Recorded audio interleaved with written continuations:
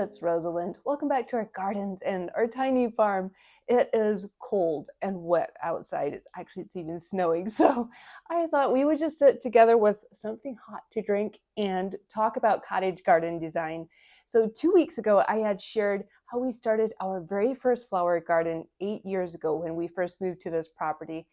And so I drew some inspiration from my mother-in-law's garden. She's Amish, so I don't have pictures or videos of her garden, but she has this beautiful garden plot, and she has like a little wooden fence around it. And then in front of that fence, she has the garden completely surrounded by cottage garden flowers. And I wanted that same feel in my garden. So in 2021, March 2021, when we designed our new cut flower garden, I wanted to have that very same look. So I just drew inspiration from her garden. So today I will be sharing with you how we designed our own big cottage cut flower garden. In spring of 2021, we tilled up a big plot of grass that's 55 feet by 65 feet. And then we drove in 4 or 5 big loads of manure compost, and we tilled all of that in. The first thing I added to the garden was a trellis with a white little picket fence on each side to show where the entrance of the garden is. And I wanted it to have like climbing vines growing up on it, onto the trellis and onto the fence. And then I defined where the borders of the cut flower garden would be, because I wanted it to be filled with cottage perennial flowers that would double as cut flowers as well. To bring structure to the space, I added a crabapple on each corner of the garden right behind where the borders are. And that way the crabapples can be underplanted with shorter perennials or shorter shrubs. But these crabapples bring the prettiest color to the garden in spring, and they draw in all of the bees. Next, I added in peonies and flowering shrubs into the borders. Again, these are all used in cut flower arrangements, but they can also be underplanted with shorter perennials and spring flowering bulbs. Next, I added in roses and hydrangeas. I feel like roses and hydrangeas are both a must-have in the cottage cut flower garden.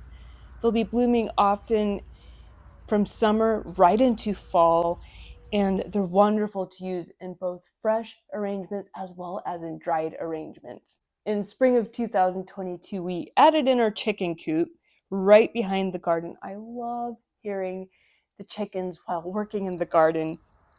So we walked through the garden a lot, and we decided we need to have a gravel pathway going through the garden, like as another entrance into the garden, and that it would curve kind of over to the chicken coop. I think every cottage garden needs at least one gravel pathway. And of course, it's also nice to add in like a statue or a cement bird bath to just kind of bring another feature into your cottage cut flower garden. It's taken a few years to put this garden together already, and I'm still not finished. Spring 2024, I added in some lavender, foxglove, and hollyhocks to give it more of that cottage garden feel. And adding in disc flowers like daisies and yarrow, they look pretty and whimsical, which is what we're going for in the cottage cut flower garden.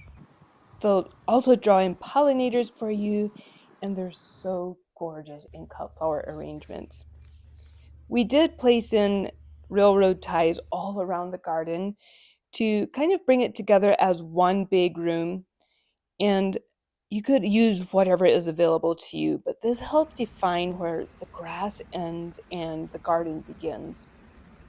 But just putting together this video of our cut flower garden, like, it gets me so excited for spring and summer. This garden is only, well, it's 4 years old now, but it's still a young garden. But it gets me so excited to continue developing the garden this summer, because we are, even though we've been working on it for 4 years now, it's still not finished, as no garden ever is. But according to the forecast, next week we are going to have some warmer weather, so we're going to be planting out some ranunculus and spring crops out into the raised beds. So stay tuned for that. But thank you for joining me around our garden today, friends. I hope it's been inspiring and gets you so excited for spring in your own garden.